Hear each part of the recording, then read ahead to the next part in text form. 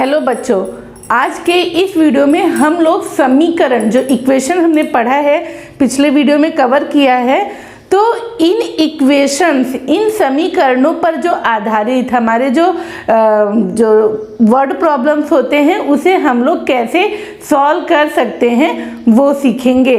तो जैसे एग्जाम में हमारा वर्ड प्रॉब्लम्स आता है और उसके अच्छे खासे मार्क्स भी होते हैं, तो इसको ध्यान से देखिए और इसको हमें सॉल्व करते आना चाहिए, क्योंकि एक बार अगर हमने उसे समीकरण के रूप में यानी कि इक्वेशन के रूप में जमा लिया तो हम उसे इजीली सॉल्व कर पाएंगे। तो चलिए स्टार्ट करते हैं।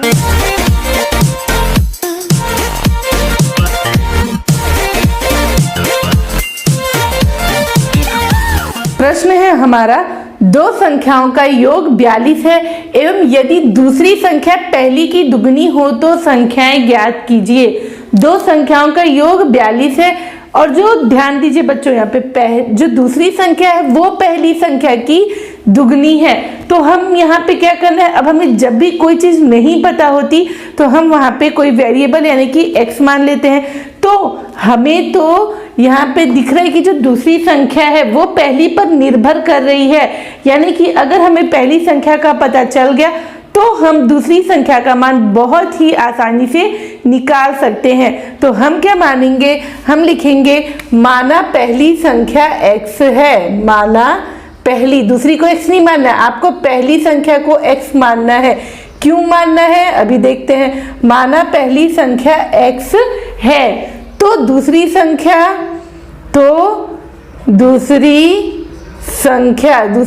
क्या हो जाएगी, पहली संख्या की क्या हो जाएगी, दुगनी है, यानी 2 गुना पहली संख्या की दुगनी यानी कि 2 गुना पहली संख्या, 2 गुना पहली संख्या।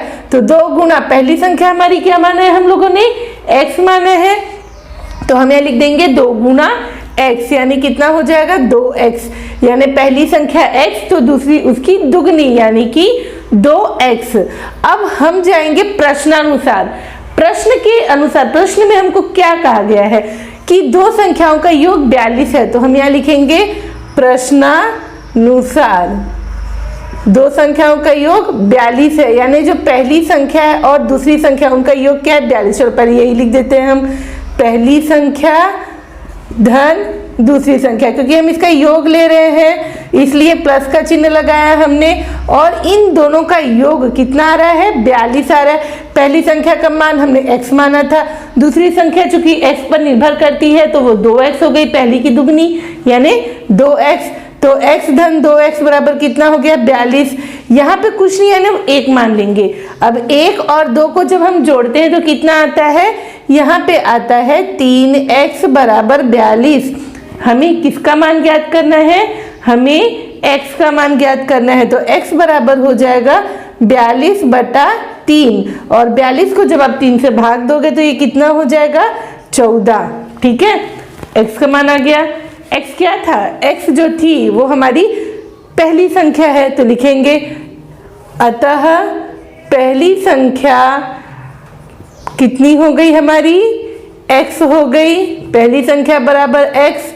तो दूसरी संख्या क्या हो जाएगी, दूसरी संख्या यानी हो जाएगी 2 गुना x, यानी कितना हो जाएगा, ये x था हमारा 14, तो 2 गुना 14 यानी कितना हो जाएगा 28। तो बच्चों आप यहाँ से अपना उत्तर भी चेक कर सकते हो, दोनों का योग यानी 14 और 28 को जब आप जोड़ोगे तो कितना आ जाएगा 42। तो इनका योग आ गया 42, यानी हमारा ये जो हल है वो बिल्कुल सही है। और अब इसके बाद हम बनाएंगे इसी का मतलब इसी तरह का क्वेश्चन नंबर 2। इसी तरह का नहीं, थोड़ा सा इससे अब हम धीरे धीरे और आगे बड़े बड़े क्वेश्चन सॉल्व करेंगे। तो अब हम सॉल्व करेंगे क्वेश्चन। अगला प्रश्न है, नीरज के पास मयंक से 3 गुने आम थे, यदि मयंक को 8 आम एवं नीरज को 6 आम और दिए जाए तो मयंक और नीरज के आम का अनुपात 1:2 हो जाता है। बताइए दोनों के पास कितने कितने आम थे। इतना बड़ा प्रश्न है, प्रश्न देखकर घबराना नहीं है, पहले प्रश्न को ध्यान से 1 बार 2 बार आराम से पढ़ना है। अब हमें क्या देखना है, यहाँ पे दिया है नीरज के पास मयंक से 3 गुने आम थे। मतलब नीरज के पास जितने भी आम थे वो मयंक के पास जितने आम थे उसका 3 गुना था। तो हमें तो ना नीरज के पास कितने आम थे पता है और ना ही मयंक के पास कितने आम थे ये पता है। तो हम क्या मान लेंगे, हम मान लेंगे कि माना मयंक के पास, क्योंकि नीरज के पास जो आम है वो मयंक के पास होने वाले आमों की संख्या पर निर्भर कर रहा है, तो हम मयंक को x मान लेंगे। तो हम मानेंगे माना मयंक के पास x आम है, तो नीरज के पास कितने हो जाएंगे, नीरज के पास आमों की संख्या कितनी हो जाएगी, तो मयंक के 3 गुना आम है यानी 3 गुना x। कई बच्चे 3 प्लस x कर देते, जोड़ना नहीं है गुणा करना है। जैसे कि अगर मान लो मयंक के पास 12 आम है तो नीरज के पास 12 तिया 36। अगर मयंक के पास 10 आम है तो नीरज के पास 10 तिया 30, 3 जोड़ के तो 10 3 13 हो जाएगा। तुमको 3 गुना बोल रहा है, 3 अधिक नहीं बोल रहा है। अधिक बोलेगा तो जोड़ना है और अगर गुना बोलेगा तो गुणा करना है। ठीक है, यहाँ तक समझ आया। तो यहाँ पे आ जाएगा नीरज के पास आमों की संख्या हो गई 3 गुना x। अब यदि मयंक को 8 आम एवं नीरज को 6 आम और दिए जाए तो मयंक और नीरज के जो आमों का अनुपात है वो 1:2 यानी 1/2 होता है। तो 1:2 हो जाता है। तो हम लेते हैं प्रश्नानुसार। जैसा प्रश्नानुसार यानी जैसा जैसा आपको प्रश्न में कहा जा रहा है वैसा वैसा आपको करना है।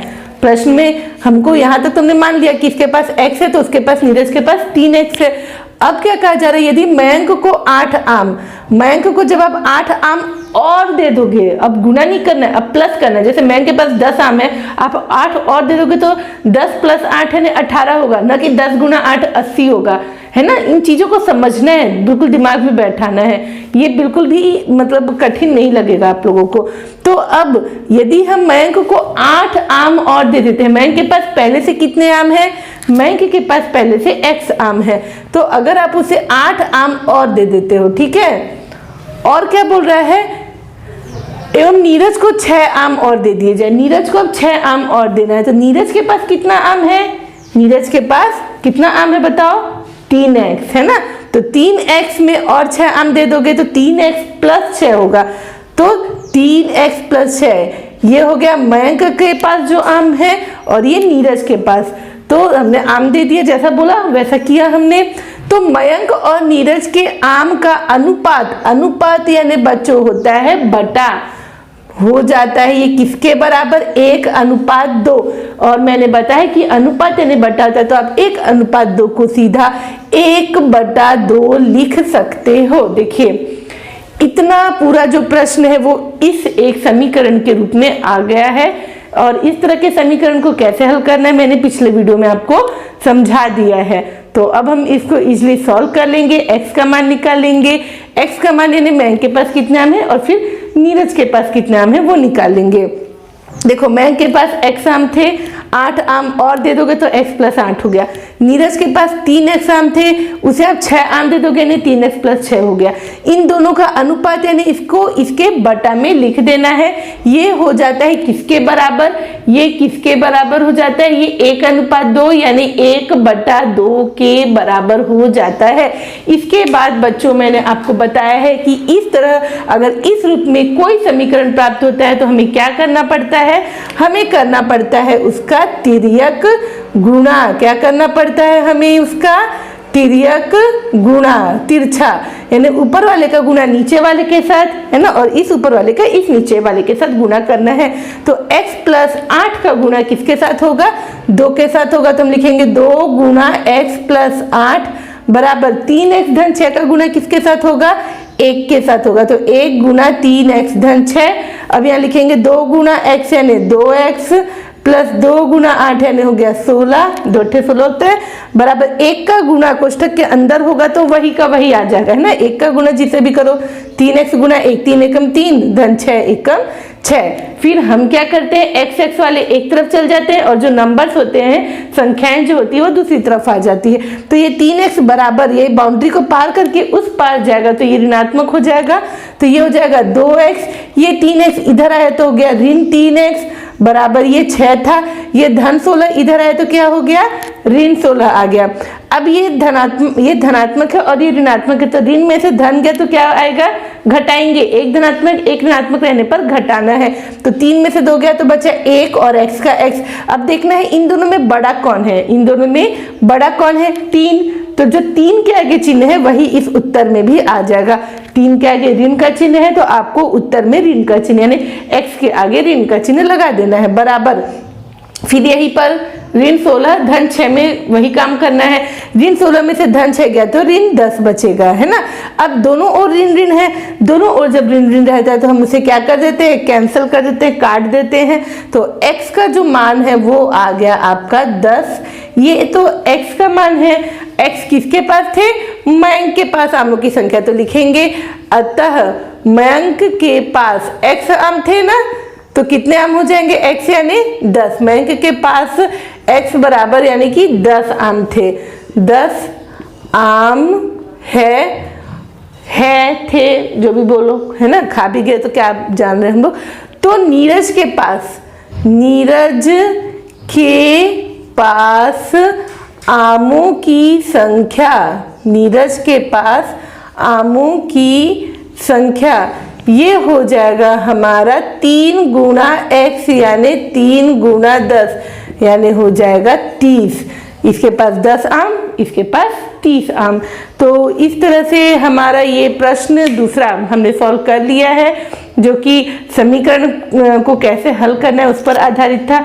एक सवाल और ले लेते हैं अब इसके बाद। अगला प्रश्न है, दो समबाहु त्रिभुजों में पहले समबाहु त्रिभुज की भुजा दूसरे त्रिभुज की भुजा से 3 सेंटीमीटर अधिक है एवं दोनों त्रिभुजों के परिमापों का अनुपात 5:2 है, तो त्रिभुजों की भुजाएं ज्ञात कीजिए। दो समबाहु त्रिभुज है, समबाहु त्रिभुज यानी क्या होता है, समबाहु त्रिभुज यानी वो त्रिभुज होता है जिसकी सभी भुजाएं, है ना, बराबर होती है। तो देखिए, ये देखिए इस तरह का होता है आपका समबाहु त्रिभुज। मान लो अगर ये 3 सेंटीमीटर तो ये भी 3 सेंटीमीटर होगा, ये भी 3 सेंटीमीटर होगा। मैं ये नहीं कह रही कि ये 3 सेंटीमीटर है, हमें ये मानना है। तो दो समबाहु त्रिभुज में पहले समबाहु त्रिभुज की भुजा दूसरे त्रिभुज की भुजा से 3 सेंटीमीटर अधिक है। मान लो ये हमारा पहला समबाहु त्रिभुज है और ये हो गया हमारा दूसरा, ये थोड़ा इससे बड़ा हो गया, ठीक है। ये हम दोनों में अभी भुजाएं नहीं बता रहे, यानी इसकी जो भुजा है, इसकी भुजा है वो इसकी भुजा से 3 सेंटीमीटर अधिक है, ठीक है। एवं दोनों त्रिभुजों के परिमापों का अनुपात 5:2 है। परिमाप यानी क्या होता है, परिमाप घेरा यानी सभी भुजाओं का योग। त्रिभुज का परिमाप क्या हो गया, 3 गुना भुजा, या आप उसकी तीनों, जैसे मैंने भी बताया था कि इसकी अगर तीनों भुजाएं 3-3 सेंटीमीटर की है तो इसका परिमाप यानी इसकी सभी भुजाओं का योग। 3 धन 3 धन 3 यानी कितना हो गया, 9 हो गया। या आप ये सूत्र भी लगा सकते हैं, 3 गुना भुजा की लंबाई। तो 3 गुना, क्योंकि 3 भुजाएं और सभी भुजाओं की माप 3 सेंटीमीटर है तो कितना हो गया, 9 हो गया।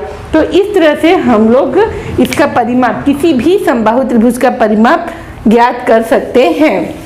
तो चलिए, तो हो गई परिमाप की बात। अब हम यहाँ पे एक्स वाई जो भी मानना है वो मान लेते हैं। तो दो समबाहु त्रिभुज में पहले समबाहु त्रिभुज की भुजा दूसरे त्रिभुज की भुजा से 3 सेंटीमीटर अधिक है, तो दूसरे त्रिभुज की भुजा पर पहले त्रिभुज की भुजा निर्भर कर रही है।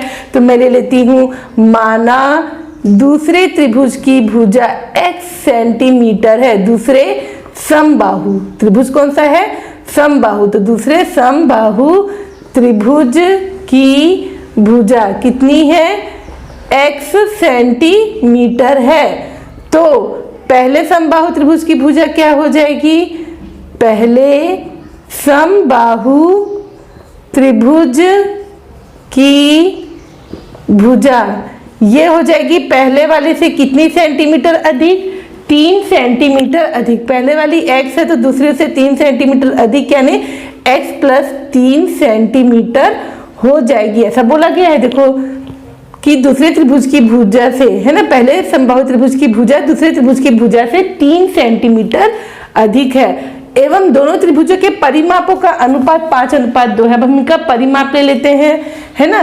पहले त्रिभुज का परिमाप क्या होगा, पहले समबाहु त्रिभुज, है ना, त्रिभुज नहीं, समबाहु त्रिभुज का परिमाप मैंने बताया अभी कैसे निकालना है, इसके 3 से गुणा कर दो, 3 गुना भुजा की लंबाई, है ना, 3 गुना भुजा की लंबाई, तो 3 गुना x यानी कितना हो गया 3x।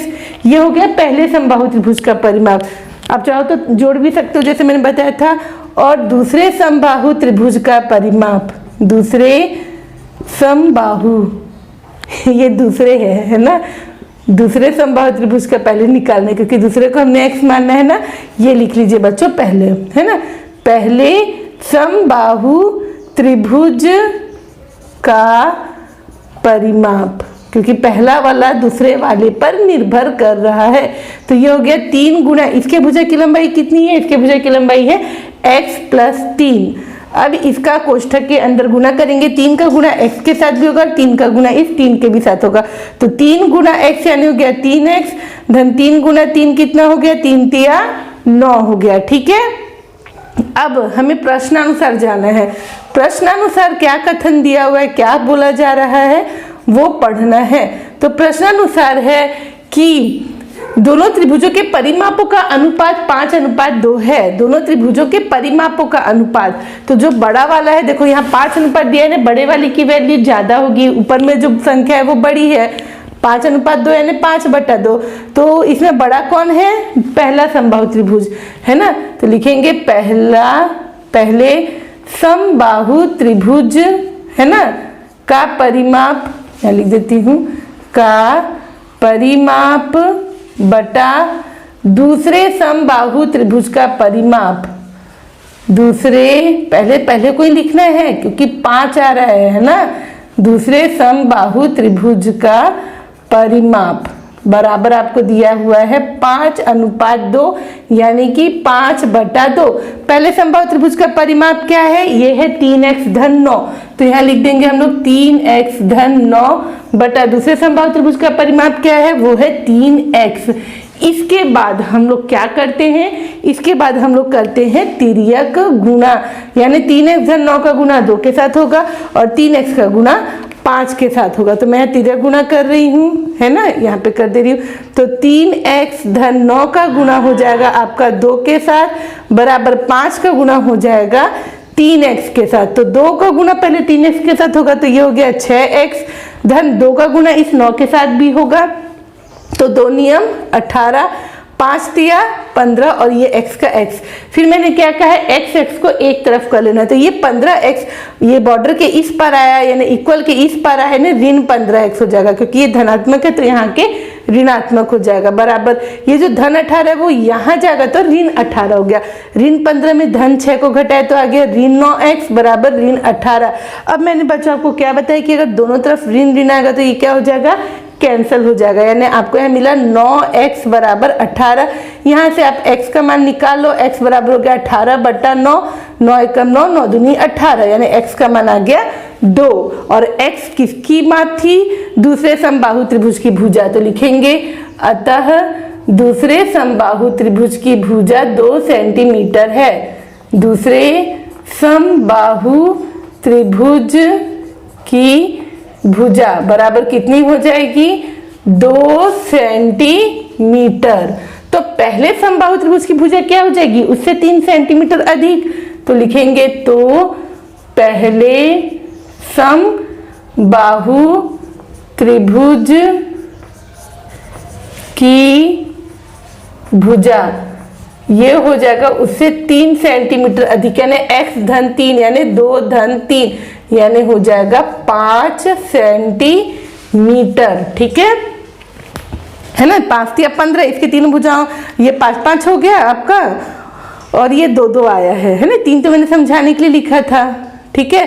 तो इसका परिमाप हो गया 15, इसका परिमाप हो गया 6, तो 15/6 यानी 5 दिया 3 पंचे 15 और 3 दूनी 6, तो आ गया 5/2 यानी हमारा उत्तर क्या है, बिल्कुल सही है। तो इस तरह से हमने किस तरह से किसी भी जो वर्ड प्रॉब्लम है, जो हमारे इस तरह के वार्तिक प्रश्न होते हैं, उसको कैसे हम लोग समीकरण के रूप में परिवर्तित करेंगे, फिर उसको हमको कैसे हल करना है वो सीखे। अब कल के वीडियो में हम लोग सीखेंगे कि जो अंक वाली प्रॉब्लम्स होते हैं वो कैसे सॉल्व किया जाएगा। तो मिलते हैं कल अंक वाले प्रॉब्लम को सॉल्व करने के लिए। तब तक के लिए सभी को bye. Share, subscribe and press the bell icon for the latest videos.